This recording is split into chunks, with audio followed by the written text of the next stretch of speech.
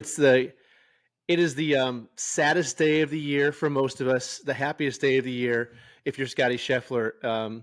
Also, record set today. I want to shout out Ted Scott and his record breaking. No, I'm just kidding. This is all about Scottie Scheffler and Ted Scott, his great caddy. But we are here on a Sunday night, a advanced episode of the E9 podcast, checking in on the Masters. What an incredible week, a fun week. Mike's with me, and Hayden, who is the pod father. He's the founder of this pod, has joined us as well. And we can't wait to break down the Masters, talk about Scottie's big win. Some of the other surprises. I feel like, Mike, I'm going to have to make an apology to a certain golfer this week. I'm ready to do that. So when the time's right, I'll make that happen. I hope he's listening. But hey, let's kick it off with our hot takes. We had 4 days of incredible competition, a week to build this up. Hayden, since you're kind of fresh to the fight here, what's your Masters hot take as we get our pod started tonight? Now, I don't know if this is going to be a hot take, but I think, typically the phrase is the Masters doesn't begin until what's the sentence there? Finish the sentence. I muted myself. The back nine on Sunday, right? That's what they say, but I'm going to tell you that the Masters is already over. The most fun part of the Masters, my hot take, is Thursday. Thursday is the best day. It's so fun. Anything can happen. It's so exciting. Thursday is the best day, and kind of goes downhill from there, to be honest. You're kind of right. It's like Christmas. It's like you anticipate it, and then it's great. You rip open the presents, and then it does feel like a little anticlimactic afterwards. Thursday was great, though. The wind, the weather, it was great. Yeah, back down on Sunday. Overrated. There's my hot take. Well, it certainly has been the last few years, no doubt. All right, Mike, come in with your scorcher. I know you got something cooked up. I think Scottie Scheffler is a terrible champion. I think it's boring. I don't think he moves the needle. I don't think it's good for golf. I mean, it's fine. He's a nice guy. He thanks God. His wife is cute. They're having a baby. That's great. But just a boring guy to cheer for. Plays a boring brand of golf. Blah. Like, next. Need someone else up there. I love it. No objection here. Who doesn't care about that take is Scottie Scheffler. You play the opposite of Scottie Scheffler type of golf, so I can see why you don't find him to be too thrilling, because your golf game is thrilling in every way that golf shouldn't be. Reckless. You do play golf like a NASCAR driver, 100%. I would suggest that there's a big, or I'm not going to agree with you, but I think there's a big contingent of those casual golfers out there who Mike may agree with that take. And that's kind of like maybe an overarching meta theme of this thing is Scotty's great for Scottie, but how good is he for the game? Where's the Rorys? Have been an incredible story of Bryson wins.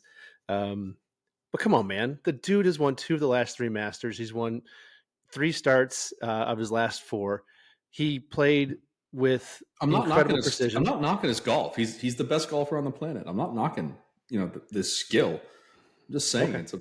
We'll get into Scottie in a minute. He's a boring golfer. Okay, let's touch on that in a second. I want to give you my hot take. I ordered the taste of the Masters. I think I sent you guys a picture. Big box full of Masters food, the barbecue sandwiches, the egg salad, excuse me. It was a big box. Just my wife and I and a couple friends ate on it over 3 days. And my hot take was going to be that the pimento cheese is overrated. Sorry, Hayden. I know it's a big deal. I know it's a pimento cheese guy. But my new hot take is this. We need to get out of Butler Cabin after the Masters. It is an absolute train wreck. 10 minutes of broadcast television. It's awful. Let's just do. Oh no! Right? Yeah, you like it. You might be one of those I like seeing the chaos. You want carnage. Some men just want to watch the world burn. Hayden, is that you? You like the carnage? I love the awkwardness of Butler Cabin. I mean, it is so bad, dude. Our buddy, what's our amateur buddy? Neil Shipley. What was happening, Neil? Mercy me, man. I swear either someone was pointing a gun at him from one side of the Butler Cabin. Like, he just kept looking out of the side of his eye, or if he was seeing a ghost or something. Like, I do not know what the heck that dude became internet famous so fast. I mean, everything blew up. But even just the awkward, trying to get the jacket on the old champion in that little cluttered space and Ridley in there just doing Ridley things. And why don't we just go out to the 18th green and shoot it all out there and be done with it? It's outrageous we're still doing that. Remember when Hideki tried to put the jacket on Scheffler a few years ago and couldn't get it on? They're just stabbing each other's arms, and it's like it just needs to come to an end. Like, unless you're just doing like Tiger and Phil putting the jacket on each other, we don't need to do it anymore. That's my hot take. It's not even that hot. It's just the right take, unless you just want to watch the world burn. So I can't get enough of them calling really Mr. Chairman, like he's part of like a Chinese meritocracy. Oh, Mr. Chairman, welcome to the factory, Mr. Chairman. This way, Mr. Chairman. He's like sits on the Federal Reserve Board or something. Yes, it is a little ridiculous. It feels like a cramped room. Everybody feels it just seems uncomfortable for everybody. No one really knows what to say or what to do. Rahm and Scheffler, it was the coldest. Like, they didn't even shake hands. It just also they look like twins. Anybody notice that? Is it just me that like I feel like Scottie is turning into Rahm, like just physically? It's like he's morphing. Well, and also like you got to think too. Like, Rahm finished 3 or 4 hours earlier. Like, he didn't want to be there. Those guys were all in the jets going home. That's right. Was this a boring Masters? Hayden, was this boring? I mean, to Mike's point, a lot of people did feel like Scottie's kind of a boring player. And Max Homa said it best. Like, we all want to be boring players. Like, hit it here, hit it there, get in the hole in 2 putts and move on. Were you bored? Yeah. I think today I was bored, but I was not bored Thursday, Friday, Saturday. I think maybe it's just because there's so many possibilities that can happen. And even like there was some excitement there today. Like, yes, like what happened on 11 today, like 11 just killed some people today. And even yesterday, Saturday, with Bryson falling apart. And who's the Denmark guy? Nikolai Højgaard. Yeah. Where is he on this leaderboard? I think he may have just withdrawn. I think he became a bowler. I think he just quit. But it's like there's those moments at Augusta that I love of seeing that. But it's really I mean, yes, I guess for what happened to Homa on 12 was really like the big shock. But then like that's 2 hours of coverage where just like nothing is happening. Like, it's just Scottie hits a shot, then Scottie hits a shot, then he makes it. Like the climax of the tournament was hole 9, which was before the back 9 even began. Like, when Scottie almost hold it, you're like, I mean, he's got this in the bag. So, I mean, I found the back 9 pretty not compelling. Not that there's anything wrong with that. I mean, this is my Seinfeld impression. Not that there's anything wrong with that. But like Scheffler's just too good. Like, he's kind of figured out Augusta to where I think if he's on, like, I don't really think anyone's gonna be able to stop him. Yeah. He was the only one whose game was in form enough, who was also familiar enough with Augusta to play the shots you need to play to win. Like you mentioned 9, playing that perfect shot off the back bank. The shot on I thought was awesome was the one on 14 where you play that little ridge on the left. He played 10 beautifully. So, and 16, he didn't need the birdie 16. He just felt like, I'll just throw this one in there just to rub a little salt in the wound on everybody. But he knew how to play all those angles, and it was like Ludvig's like, I'm going to hit the water on 11. He's doing his best Rory imitation, and Morikawa even admitted afterwards he knew better, but he was too aggressive in a couple spots, and it cost him. But it was exciting for 2 hours, right? Like, the leaderboard, there's Oberg was up there, Homa was up there. I think the only boring part for me, and we talked about it in our text thread, we had a couple going, and I think John Pierce may have said it, no one wants to see the Masters become the U.S. Open. I think that was a quote. I don't know, was it you or John said that, but it just felt like... John said that. I like the crispy conditions. John did not. It's just too hard to make putts, right? I mean, Mike, was it boring? I mean, you already said it's boring. Did you find today to be interesting at all? I didn't say it was boring, Josh. I said Scottie Scheffler is boring. Okay, fair enough. Thanks for the correction. And I'm very much in Hayden's camp. I thought this was one of the more entertaining Masters until the 9th hole today. Like, as soon as I don't think anyone thought that Oberg, as much as I would have liked to have seen him win, at no point was I like, I think he's going to win this. Like, Scottie had not made the mistake that led me to believe that the door was even cracked open. Like, at one point, Josh, I texted you. I was like, "Oh, this is going to get exciting." There were 4 tied at 7 under. Yeah, and I think 5 minutes later, it was down to like 3 at 7. Then it was 1 at 7, 1 at 4, and it was all right. Well, this is like the last 8 holes were just it was a an homage to Scottie. Like even the announcers, there was no drama. It was like, he's gonna win, fitting his 42 long jacket. Yeah, I have a good buddy who's one of those guys that you don't really want to be seen in public with because he's just very inappropriate. But basically said Jim Nance is doing things to Scottie in the middle of the broadcast. He was just What do you mean? What do you mean, coronation. He was giving What do him you mean doing things to Scottie? handshakes and such, back pats. Okay. Just wanted to That, clarify. that sounded weird. Mike, I meant it to sound weird. Mike, you hit on a key point, though. It was guys at 7, and then 2 guys at 7, and then 1 guy at 7. And we're used to or wanting to see a Masters where there's a guy at 7, then someone leapfrogs and goes to 8 with an eagle. Then another guy makes a birdie and gets to 8, and then they would go to 9 because there's a birdie on 15. And we didn't see that. Guys couldn't make it, partially because the greens were so fast. No one made putts. Like, did you see anybody? Like, you remember Nicholas in '86, man? He's just pouring in putts, and it's exciting. No one's making putts. Every putt that was made was just someone grinding out a 3-footer. Max Homa had a great tournament. He didn't make a single putt over 10 feet. It was outrageous. His longest birdie all week was the chip in on 6 on Saturday. That dude made every 5-footer, but that's not exciting. It's exciting seeing guys pouring in 30-footers, and we don't have that. So, Mike, you're right. Like, it's not exciting going like, okay, we got 4 at 7, and now we're at 6. It's like, we want to see 7 and then someone eagle and go to 9.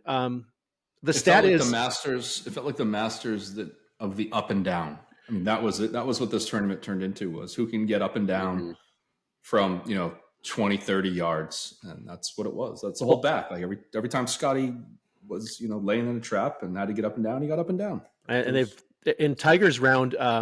Especially his second round, which kind of was all on Friday, but it was a tightrope watching him play on Friday. Just his short game was masterful, and but it did feel like instead of watching guys out there trying to make birdies, it was just like, who's going to grind out this par? And it felt a little U.S. Open-ish.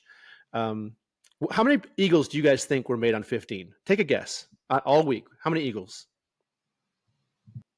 I'm going to set the over/under at 3.5. Mike said 4. It's under 3.5. It's 1. There was 1 eagle made. Wow.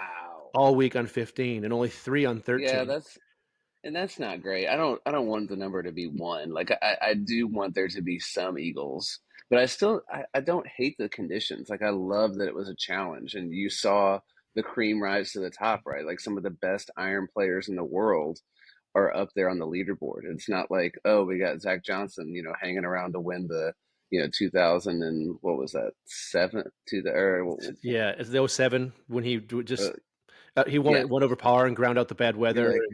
These conditions did bring, I think, the best players to the top. It did, and it was legitimately thrilling for a while. Like, Bryson was thrilling in round 1 because he did make putts. Yeah. Like, watching him play golf is a thrill, and I miss that dude. And he's not going to worm his way into my heart by any stretch. But I'm sad I'm not going to see him again until Valhalla, unless I want to tune into a live event, and that's just upsetting. But I don't think we can sit here and say that. Yeah, Nashville. I don't think we can't call this a U.S. Open Masters based on how the course was set up. It was the conditions that dictated the conditions that dictated the course. Yeah, it wasn't that Augusta tuned it up so drastically and so different than any other year. They were playing at 40-mile-an-hour winds. What are you going to do? But I'll say when the wind, and they were great in that, but when the wind died down, no one really made a move. And Scottie was just, and there were some really good rounds. I don't want to say no. I mean, Colin had a really good tournament. Scottie was by far and away the most consistent player, and he bounced back better than anybody else. And I feel like he definitely won the tournament, but he more or less survived the tournament. He kind of got through, like you said, Michael, everybody was kind of moonwalking. We kind of put that tweet out there on Saturday. It just felt like everybody's moonwalking, and Scottie was the one who's just moving forward.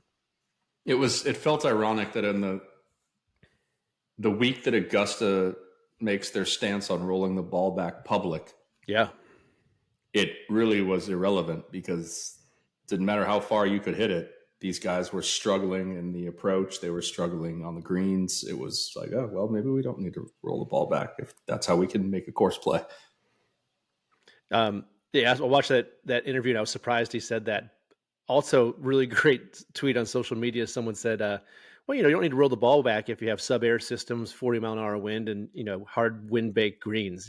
You pretty much don't. You could have a 7,000-yard golf course, and they won't go low. Yeah, but I have to give it up to Augusta National as far as like these are always we hear about the U.S. Open and the British Open, like, oh, if the wind blows and oh, if we get these conditions just right, it's going to be really tough. And like they did it, and I think it still would have been a great tournament without the conditions. But I mean, I just think it was a really cool test to finally see what all these U.S. Opens and Open Championships have been promising us, and Augusta National is actually the one to deliver it. And Friday afternoon was chaos out there. I mean, there was sand blown out of the bunkers. It looked like something out of a British Open scene. It did not look like Augusta National. It was kind of cool watching them fight those elements, and a lot of guys played really good golf in it. Like Tiger was amazing. He played 23 holes in that wind on Friday, and I watched every hole. Michael, I'm sorry, man. It was awesome watching him. Dead last after the cut. Like, what are we talking about here? And there were 50 other golfers that played better golf. Can we talk about them? I want you to know, Mike, you won your Tiger Makes the Cut bet. I can't believe you're talking on both sides of your mouth here. That guy won you money by grinding out that round in Friday. You should be singing his praises. You should be extolling the virtues of his short game and knowledge of Augusta National. Oh, my gosh. The well of 8 runs deeper. 59 balls beat him, just to clarify. He did finish 60 out of 60. Yesterday was bad, man. I really thought, Mike, in the middle of that third round, he was going to walk off the course. I texted you after 9. I'm like, Mike, you might win that bet. That dude's going to go straight to the car after he shot 42 on the front. I saw the security guards, and I thought, oh, he's walking to his – because I had the sound off, but it was like he was walking with some security guards. I was like, oh, he's leaving after 9. But yeah, I saw that. I thought the same thing. I'm like, he might be going to his car. I think he texted that too. Like that guy's going to be going to he's going to the hoopty. He's getting out. But he hung in there. And hearing Tiger's interview afterwards, he's like, I'm ready for Valhalla. I'm like, dude, you're not ready for Valhalla. Like this is the course you know better.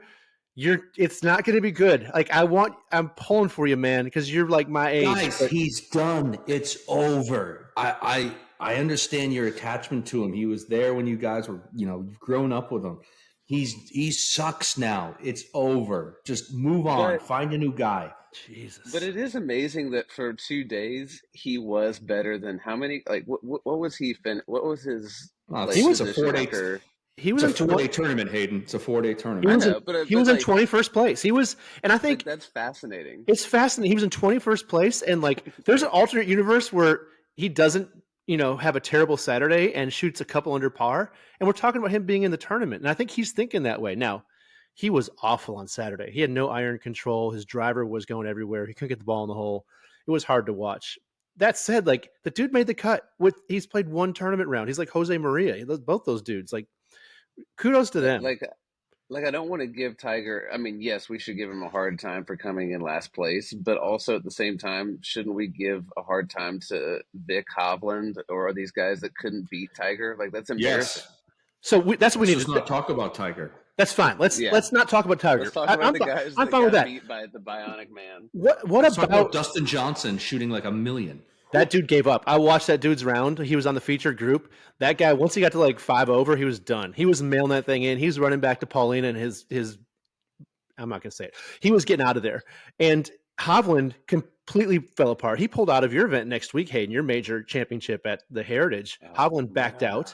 He's out. Is his yacht too big for the Harbor Town? He can't get the yacht. And Mike, my Justin Thomas bet, guess what? Missing the cut at plus 250.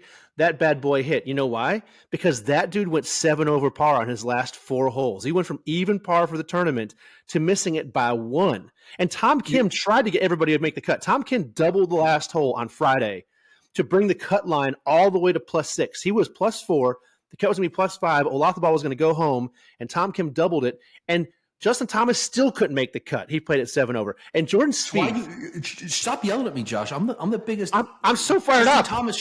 Justin Thomas should be on the Corn Ferry Tour at this point. The hell's wrong with him? And Jordan Spieth walked around that golf course like he lost his puppy dog. It was the saddest thing watching him on Friday. And I said this on Friday night's podcast. Hard to watch. There's just I don't understand what's happening. Like, hey, dude, suck it up. Jose Maria is kicking. Vijay Singh is kicking your ass. Like, come on, Jordan. 61 years old. It's unbelievable. What an embarrassment. What an embarrassment. Wyndham Clark. Oh, Well, they only play 54 holes. Hey, Wyndham, you played 36. Wyndham, thanks for coming. Good God, what a humiliating. American golf is in trouble, fellas. It's bad. What was who should be most ashamed out of those people for their performance? Wyndham should be most ashamed just because he opened his stupid mouth and took a shot at Liv because they wouldn't give him the money he wanted because he would have been on Liv in a heartbeat if the check was big enough. Instead, he's taking shots at nobody and then embarrassing himself. Like, as soon as Wyndham wins me over with that Full Swing episode, he takes a big furry dump on the entire public opinion world that he had built up. It's a crying shame what happened with those guys this weekend. It's an embarrassment. Sorry, Mike, I did that for you. That was my Mike rant. I feel like, Mike, I kind of channeled you. Powerful. I think I got you going when I started to come down on Tiger, and man, I got to do that more often. Well, don't even start it on my guy Brian Harmon. My guy Brian Harmon shot 47 for 9 holes this week. 47. He won the British Open 6 months ago or 8 months ago. He should have stuck around for the media round on Monday. See how he could fare there. Maybe he could win a little bit of money. I'm done with him. What's Scheffler's legacy? Where are we looking at him? 9 wins, 2 Masters. I also say this tongue in cheek. That dude's never won a tournament after April. So let's not pretend like somehow this is going to build into something great. Yeah. He just he peaks early. He's about to have a kid too. He's about to have a kid. That's all over. So it did the Spieth. Yeah. Well, I will say I think that Scheffler looks a lot more like the Spieth we were promised, as far as Jordan Spieth was like, oh, this guy's going to win so many Masters. His game is perfect for this course. I look at Scottie Scheffler, I'm like, oh, you're just a way better version of Jordan Spieth at all of those things. And you could actually probably sustain this, at least from what I've seen of as long as he's playing the way he is, I could see him winning multiple Masters. And I don't think Jordan is going to come anywhere close to winning a Masters anytime soon. Yeah, he's not. And I watched a lot of the online coverage, the app coverage. I don't know if you guys spent much time on the app, but Shane Bacon was talking. You have to. Because you're right, Mike. You can't watch it anymore. The broadcast was terrible. We can talk about that differently. But Shane Bacon and Colt Knost were talking about champions there having imagination and creativity and feel. And that's what Scheffler is. He doesn't carry a TrackMan around. He's had the same coach since he was 6 years old. You watch his golf swing. Even my wife watched it today, and she thought he was off balance. He's like, is he drunk? Is he going to fall over? She didn't have any clue. Meanwhile, Jordan Spieth's out there with 5 coaches and a TrackMan. She's used to seeing your golf swing, and so she was like, "Is he drunk?" I'm usually anyway. These guys are all playing golf swing. JT, Spieth, Rory McIlroy. Tell you why Rory's never going to win. Shane Bacon told you exactly why. Because it takes creativity and imagination, and those guys have lost that in the search for the perfect golf swing and ball speed, and it's why Bryson can't win there either, frankly. Yeah, even seeing Homa sling some of those low bullet drives, I was like, oh, he's thought through this plan, whereas Rory's still just hitting his towering drive, and even Bryson is just trying to hit his towering drive, and you're like, man, that's not going to work out every time. So, Hayden, the first time Max hit that low hooking 3-wood you're talking about, the one he used it on 14, 7, 10, of course, the shot tracker on 10 was great. It made me realize that guy has worked on shaping shots and working his game to fit Augusta. And he pulled it off almost every shot today except 12, where he was trying to hit that soft cut into that pin that he likes and just couldn't bring himself to hold on to the club. He got a really bad bounce. He got a really bad bounce. That was so bad, dude. That was vicious. They almost didn't find the ball. Ludvig had to go in there and find it. You see that? Ludvig's the one who found the ball. Good on him. If I was Ludvig, I'm over here. This is Masters, dude. You find that damn thing yourself. But those guys don't have it. And Victor certainly doesn't have it. That's another very alarming one because he was the best player in the world. Do you think Victor's on live by the end of this year? Mike, there's so many rumors about that. And I think he is very wary of the John Rahm blowback. I think Rahm has done everything but admit he made a mistake going to live. I think Rahm has not conditioned himself well on live. He was certainly not on his game here at the Masters. He looked terrible. He was frustrated. He was angry. You could tell there's something internally going on with him. I'm reading a lot into this. But he certainly was not the Rahm we knew last year. And he said he's mad not defending titles and things haven't worked out. He did his interview and said things haven't worked out the way he thought as far as bringing the two leagues together. Boo hoo hoo. I think Victor's trying to avoid that, but also Victor's in big trouble. Like that was not a good display for him, and pulling out next week is a big red flag. Maybe just something going on beyond golf. I don't know. I probably shouldn't be that, presumptuous. Wow. That's a hot take. Breaking news. I'm breaking news. Something's wrong with Victor. How about someone who doesn't have something wrong? How about someone who's the future is wide open for Ludvig Åberg? There was a moment, Mike, today. I know maybe no one felt he was going to win. I did think he was going to win. There was a moment where I thought he's going to overpower 13 and 15. He's going to eagle one of them. Scottie shut that door pretty quick with birdies 8, 9, and 10. Once Scottie rolled it within an inch on 9, it felt like, ugh. And then Ludvig hit the shot on 11. Mm-hmm. But if you had to set Hayden the over under, as you like to do on Åberg Masters green jackets, what are you gonna put that number at? So I'm gonna take the over.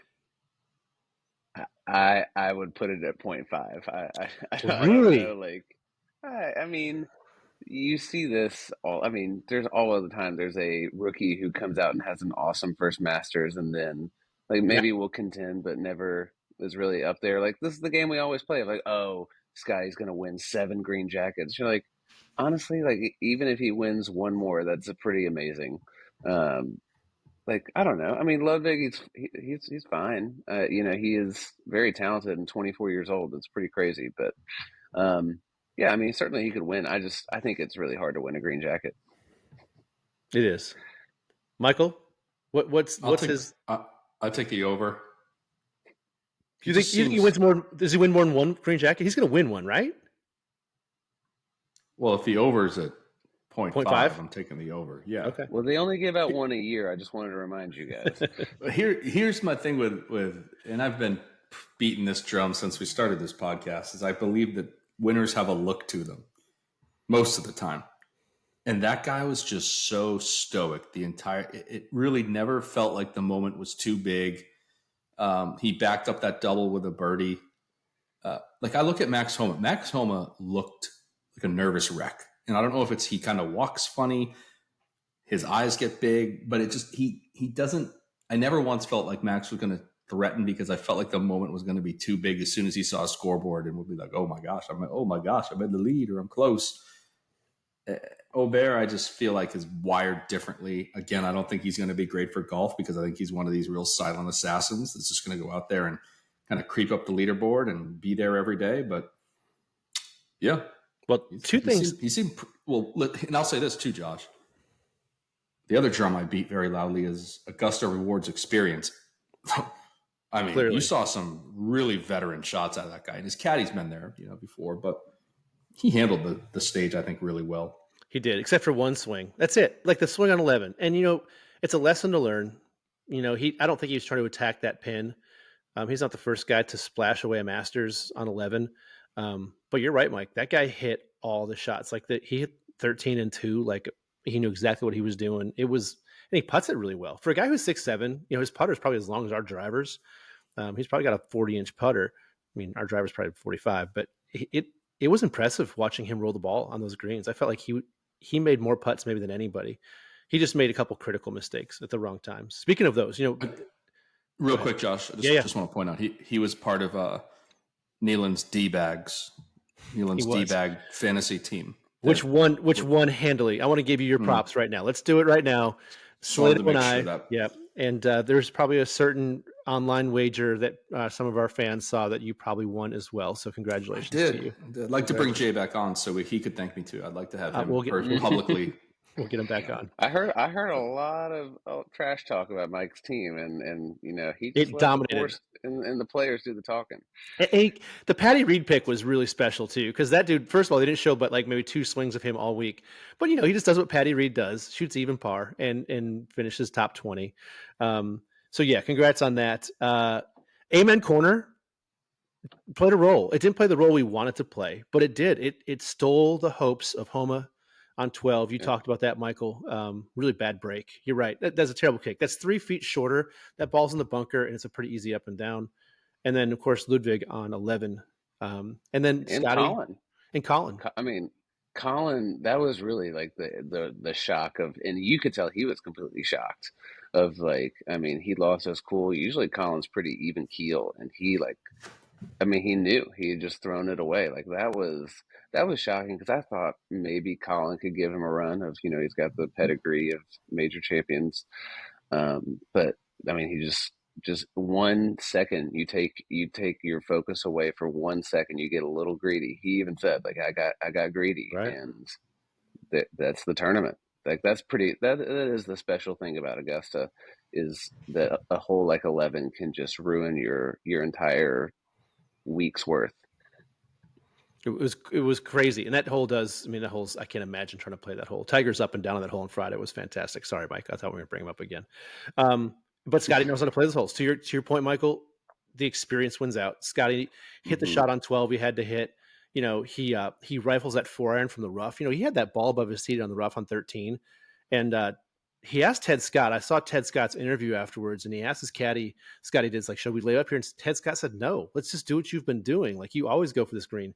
And Scotty's like, you're right. And he pulled a 4-iron out and ripped it right in the middle of that green and 2-putted for birdie. And that effectively ended the tournament right there. So Amen Corner played a role. And I think poor Max, I feel bad for him. I feel like he did not hit that bad a shot to get the outcome that he got there. And that was a tough one because I think a lot of us are pulling for Max. I think Max and Colin, these California kids, it was cool watching them contend. It also is indicative of a little bit of the problem with golf because Max is not having a good year and Colin has been really, really off.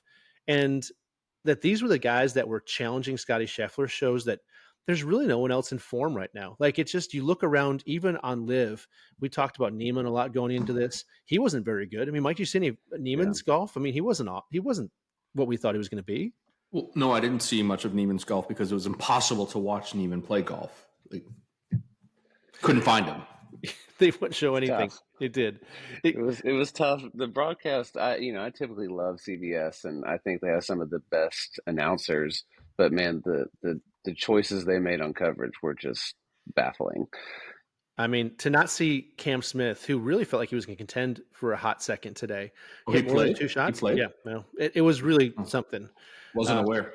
I don't want to make it too political, but even Bryson, as soon as he was kind of out of the tournament, we saw far more of Xander Schauffele than we saw of Bryson, which was bizarre to me because Bryson's fun to watch, especially all the talk about his new golf clubs, which apparently are 3D printed with a what is As a Bible teacher, I have to tip my hat to Bryson. Bryson with a double hat tip walking up the fairway on Thursday. He tipped a hat he had in his hand. He's the best. He carried. You see the memes of him carrying around on 13, the sign that he picked up to move so he could hit his shot.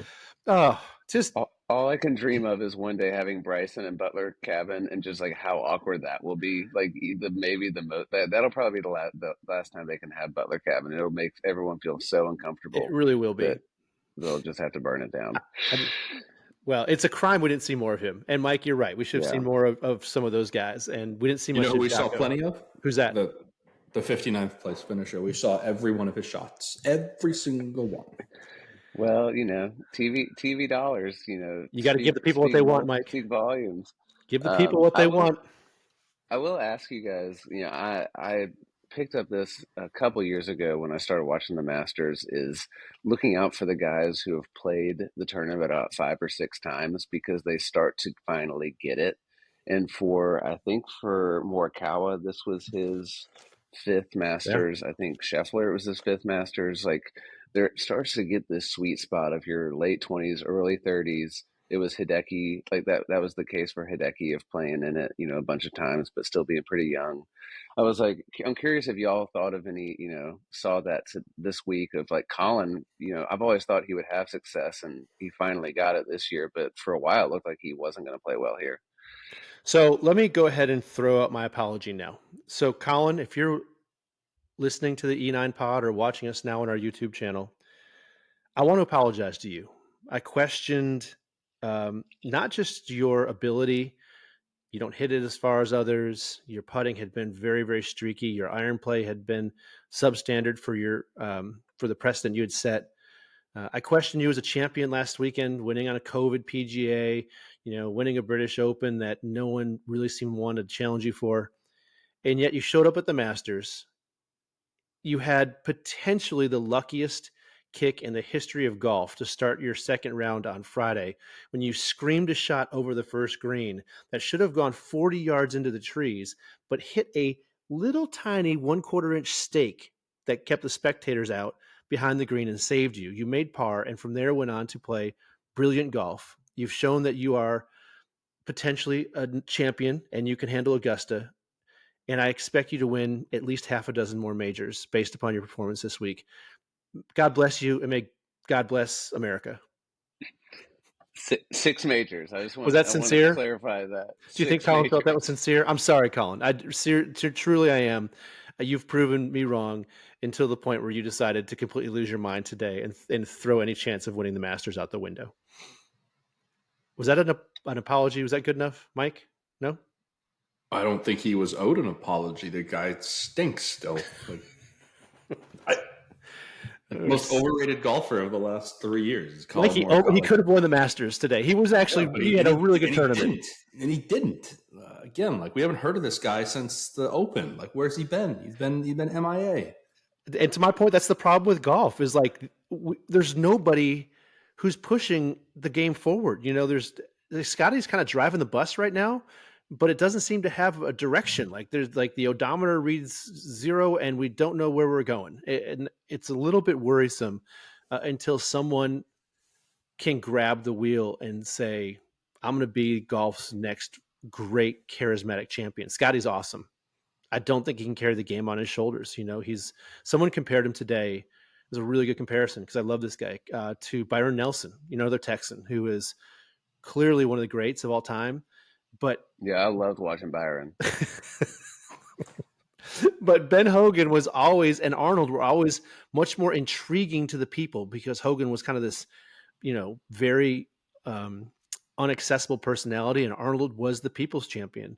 But Byron was just the guy everybody just well, he's just a really nice guy who's really good at golf. That's kind of where we are. And there's no other Byrons or Arnolds or somebody that is ready to take the game. People want Rory to be that, but he's not. Spieth and Thomas, these Ryder Cup guys, which we're never going to win another Ryder Cup again, watching these guys.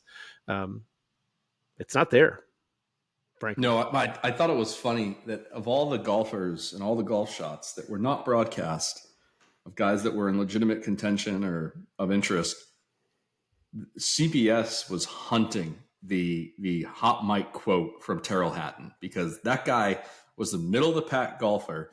And every shot that he had, they pretty much showed, and you could tell they were hoping he'd have that implosion that would go viral. It never came. He just kind of joked with the patrons. But I kept thinking, why are they Oh, that's why, because they're, they want an F-bomb or they want something that's going to, something they can put on Twitter and go viral. Hatton really doesn't like that place. He made it very clear. And I love the fact that he went out and shot 68 today to sneak right into the top 12 and get an invite back for next year. The green coats were like, are you serious? This guy has to come back. Because it was certainly not the highlight of the week, watching Hatton just tear Augusta apart, for their greens and their pin placements and Mickey Mouse setups and all this stuff. He's really something to watch. Also not doing himself any favors this week, Zach Johnson. Boys, I'm going to let you have 20 seconds on Zach Johnson to answer this question. Was he talking to himself was he telling himself to F off, or was he talking to the fans on 12 who were booing him from 120 yards away? Mike, he was talking to the patrons all day. Zach Johnson, squid number 1, biggest loser on tour. And then he has the cojones to go and lie to the media and saying, well, I was concerned with making the cut. I just made a double and a triple. It's well, you suck at golf and you suck at picking Ryder Cup teams. You suck at captaining the Ryder Cup team, and you can't handle the heat now. So go back to Iowa and grow some corn because we're done with you, pal. And if you're going to sit up there and try to convince me that you didn't say F off to the patrons because they're heckling you, grow up. Get out of there. Okay. Hayden, do you agree? I would just like to quote Zach Johnson's biggest mentor, Hey, he who was without sin cast the first stone. Who among us hasn't yelled "F you" to a someone while playing golf? Who or among or us? several thousand someone's who paid hundreds of dollars to be there. He turned around and screamed. It's not like he was on like what's a hole where they're right next to you, like 8, right? Like it's not like he's in the back of the green 8 where he's like, "Hey, f off." He screamed it 100 yards across Rays Creek because you guys have both been to Augusta. When you're on 12 green, you are as far away from people as you can get. So like he was clearly articulating himself to the folks that were over 100 yards away. And I'm also I think very we need. I'm very keen at picking out when people are lying. That's a gift of mine. And when he's sitting up there, he's like, "Well, I don't understand the situation. I'm confused by the situation." It's like, no, you know exactly the situation. Don't stand here and try to convince the public. They're like, "Oh, I don't even know what you're talking about." This is not a hard one to put together here, Zach. It was a terrible interview. Yeah, and hopefully at next week's FCA prayer breakfast on Hilton Head, he'll be able to make a formal apology. It was really bad. He just done nothing to rehabilitate the image he's earned from Full Swing. That's for sure. I feel somewhat bad for him, but you need to have thicker skin right now, Zach. You need to let some stuff roll. Let's wrap this up. Let's wrap the Masters up here a little bit. Do we learn anything about the upcoming golf season because of this? I mean, is there anything we can take away? Are we looking forward to the rest of the year, or does this feel like business as usual for Scottie Scheffler? Here's my takeaway: is the game is so much more compelling when the two groups are united. Like seeing these guys back in a major just makes me miss when it was just one tour. Even though you can't replicate a major setting and every week on the tour, but like we're really missing out on some really compelling golf by having this divide. That's my takeaway. I think you're probably right. Absolutely. I think that's probably the number one takeaway. And I think everybody wants to see them back together. We are going to see another big golf tournament this week. Hayden, you're not just on this show because we talked about the Masters, which you love, but really your major championship season starts this week. They're going to That's your right. neck of the woods, Yeah, not just the 5th major, probably the first major in your heart, the that's RBC right. Heritage, a signature event at Hilton Head. You heard it here first. We're trading Ted Scott for Tim Scott here in South Carolina. Tell me why we should love this tournament. And I do love this tournament. I want you to know I love this tournament, Ted Scott for Tim Scott. We don't do politics on this podcast, Hayden. I just mentioning a local representative. Why should we love the Heritage the way you do? I want to hear, give me 3 So, quick reasons. well, the Heritage, I just think one is just for the golfers is always a tournament they look forward to because it's like the week after the Masters and it's like a chance for them to enjoy golf. Like you see guys that are really out there enjoying it. Like, yes, they're competing. And also now that it's an elevated event, I think that's a big deal. And it is a tournament that has tradition. It's not a tradition unlike any other. It's a tradition like some They have others. a jacket. You get a coat. Yeah, you get a tartan jacket. That's right. But it is.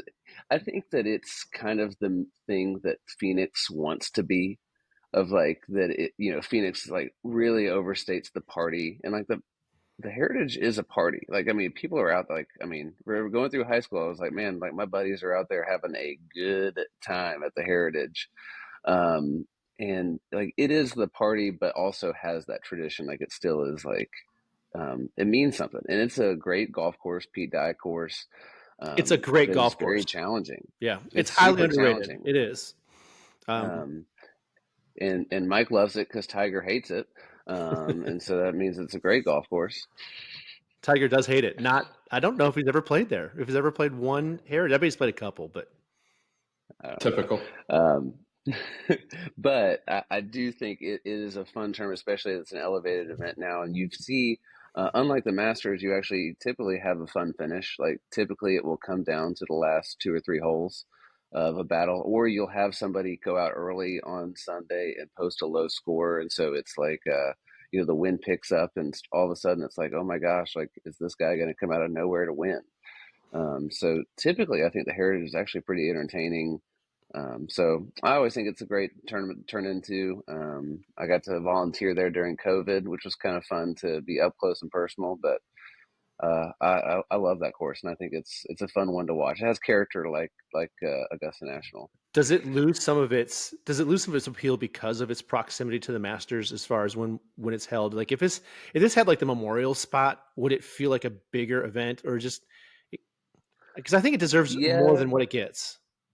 yeah, but in some ways, it's also in a great spot because after the Masters, everyone's so hyped up about golf. Like that feeling after the Masters that everyone walks, like casual fans, like, man, I love golf. I should watch more golf.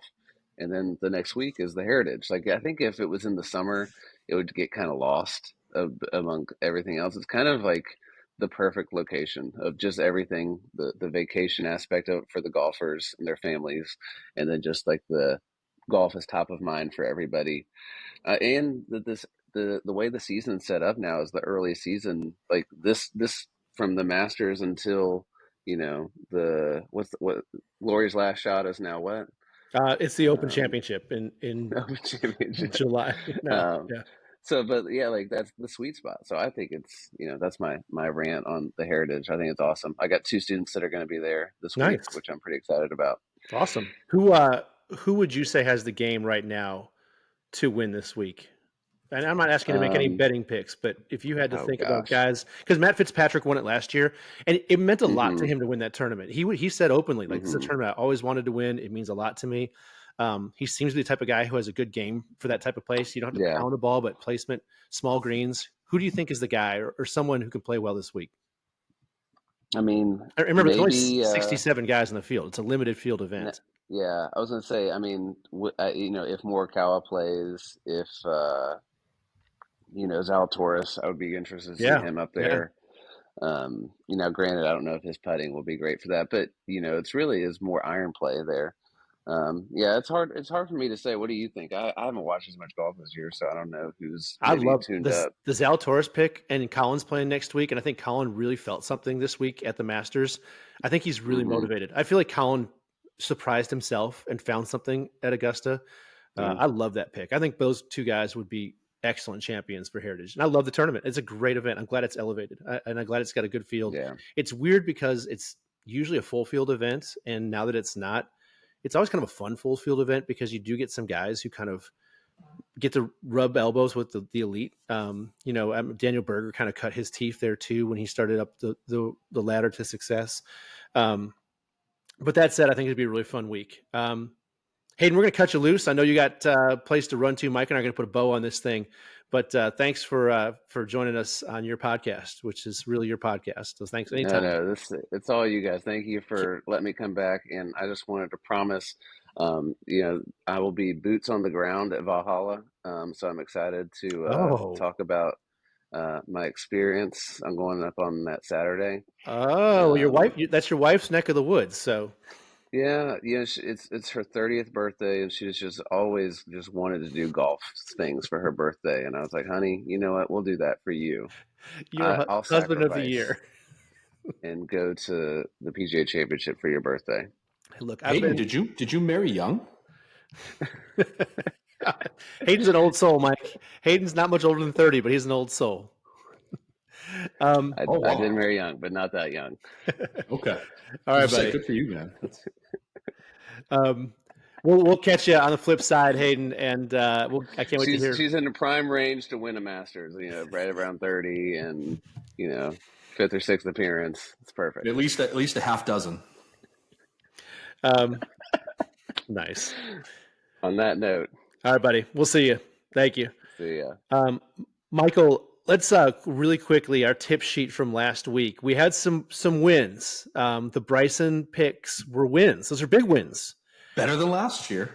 What happened to the Koepka and Hideki Matsuyama picks? And I want to give you just a couple minutes on your boy Brooks because we didn't mention him yet, and you need a chance to defend him. I can't. You can't defend the way he played. It was bad, dude. He couldn't putt. It was bad. He couldn't. Well, he put a new putter in the bag this week, which I haven't been able to find much about, but that's puzzling to me. Yeah, blew your mind. That Newport was his bread and butter. He'd play with it since Florida State, just like he's got that Nike Vaporfly driving iron that he's kept in his bag. I don't understand that. I watched every shot. I'd go back at night because, the broadcast never showed him. So, I had to. So how would you know? Yeah. I'd watch him for what was it, 4 and 5, and then aim in corner, and then 15, 16. I was shocked at he drove the ball well, I thought. I couldn't believe how erratic he was with his irons. I don't know the number off the top of my head, but he had to have been at least 4 or 5 over on par threes this week. Like, he couldn't make a putt he couldn't hit the green. I don't know if you noticed, it was a pretty entertaining sequence on 12 when he put the ball in a very similar spot that Homa did today. Yeah, right. And they find the ball and they're like, oh, he's got, 6 different ways he could approach this. And more or less, like, Dickie hands him, it looked to be like maybe that driving iron. And they're like, all right, he's going to kind of survey. And he, within 3 seconds of getting the club, just smacks the ball. Yeah. And I think the problem with Brooks is, and I give Tiger this, this same rap. I think Brooks realized he wasn't going to win. He didn't have it. And I think after that, he was like, whatever. Like, just mailing it in. Just mailing it in. I'm going to go out there and I'm going to go for it a couple times if I feel like I got the green light. And he never hit on those. Today, at one point, he went bogey, birdie, double, birdie. And it was like, you can't do anything with that. So disappointing week for Brooks. I thought, listen, I wasn't the only one that was kind of championing him as someone that they thought would compete. And, when he went out and bogeyed the first, I was like, oh, you can't win a tournament on Monday. But I felt like Brooks lost it,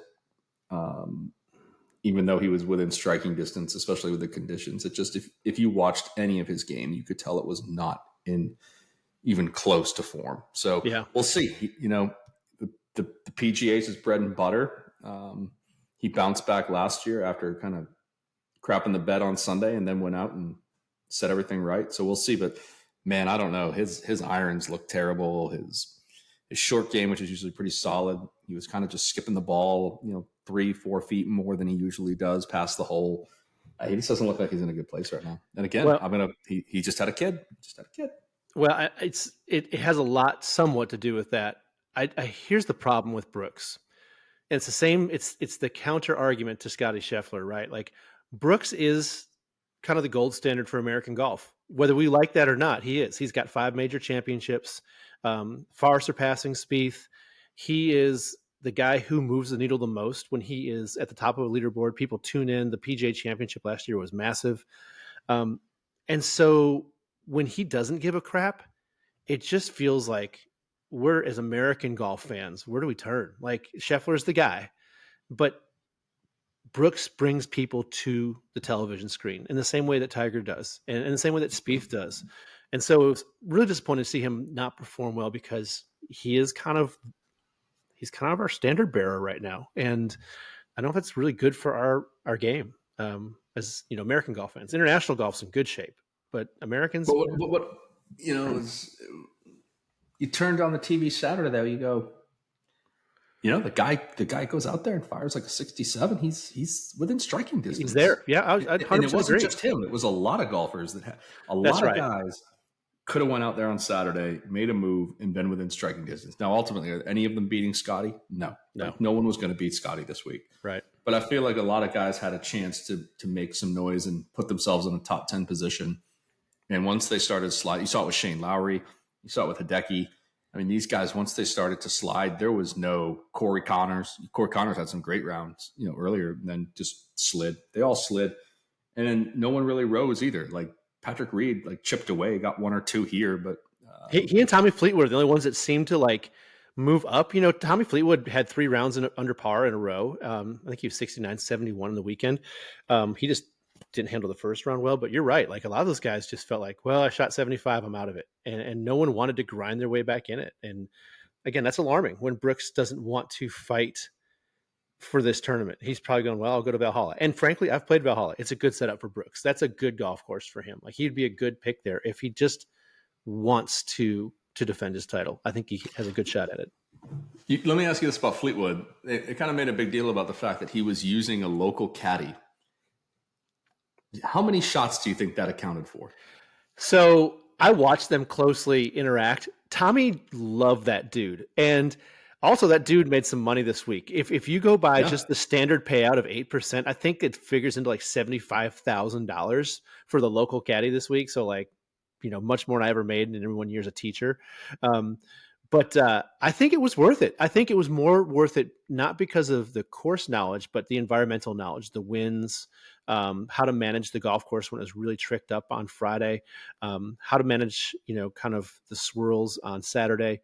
I think that guy was a great caddy for him because of the local knowledge of the environment, not the course, but probably a little bit the course. Hideki, no good. My Hideki pick, I shouldn't say fell apart. But you had a couple hit. The Bryson hit, the Tiger Woods, making the cut, which I think you said was probably not a big stretch. But it turned out to be a pretty good bet, and one that if you put some capital on, paid off pretty handily. Yeah, I broke out just a little above even on the week, which is significantly better. Because listen, if you're Bryson at plus 350 or plus 280, whatever it was, if you're buying unit by unit tracking bets, that's a nice payout right there. And Tiger was at 135. You're even afterwards compared to last year when I think I lost everything. You did lose everything. So you had a couple of good ones. I did finish ahead, and there's one bet that put me ahead at the end of the day. There's two actually, but the Akshay Bhatia as the top left-handed finisher got paid off. And then Taylor Moore, my guy, who you laughed at last week, and I'm not going to talk about, the other Taylor, who the Canadian Flash, who completely fell apart. I'm talking about Nick, who finished, I think, dead last, second to dead last. Didn't make the cut, 77-82. Good job, Nick. But Taylor Moore shot 70 today, Mike, to finish 20th, right on the number. And I had him at plus 400 for a top 20. So that one hit. What did not hit, what was heartbreaking to me, and Harris English almost did it, was my hole-in-one bet. For the first time in many majors, no hole-in-ones this week. It was devastating. It devastated me too, because the first year I have not bet that. And yeah, it wasn't even close. Oh yeah, Harris was close, and that's about it. I blame you. Remember Harris on 6 on Thursday? It two-hopped and looked like it was going to roll right in the middle of the cup and took a left turn on 6. It's just how that ball didn't go in was beyond me. Josh, you've been watching the Masters a lot longer than I have. And maybe it was because, listen, it's ironic. I didn't think I was going to be able to watch any of the Masters because I've been moving the last 3 days, but because of all the shuttle runs I'm doing back and forth to new house, I could just listen to it. Right. And I'm getting in accidents trying to, watch some shots on my phone, but are the par threes always that diabolical? Yes. Because it seemed like they were just like 12. I know 12, but every par three, it was just a slap in the face to these guys. Like what was 240 today? And it's not like a straight 240 where they're just going to reward you for hitting a good 240 yard shot. It's like, oh, no. It's got to be a pinpoint accurate to a very specific spot, 240 yard 4-iron. That's just wild to me. So one of the knocks we have on our local course, Nashville Golf, you and I are members, is that, and it's a great golf course, Korn Ferry event there. We've had great golf tournaments at our golf course. But the par threes can all play a little bit similar yardages. They just feel like they can be just the same shot. Augusta is extremely different. That's why you have the 240 yard fourth hole downhill. And most of these are downhill shots, like especially the two on the front nine. But then you also have the 150 yard 12th, and then you have 170 yard 16th. And so they do a great job of mixing their yardages, and it's the best collection of par threes in championship golf. I mean, it's 12's maybe the best par three in the world. And it oftentimes determines the tournament, how you play 4, in particular, the hole you're talking about.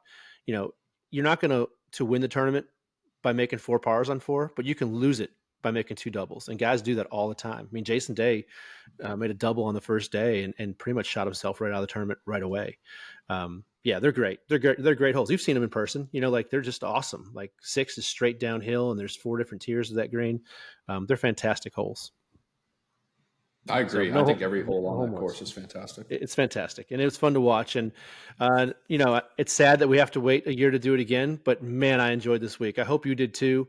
I'm excited about next week recapping not just the Heritage, but also I know you're going to love this, and I'm not going to ask you to watch a whole bunch of it, but at least look at the scores.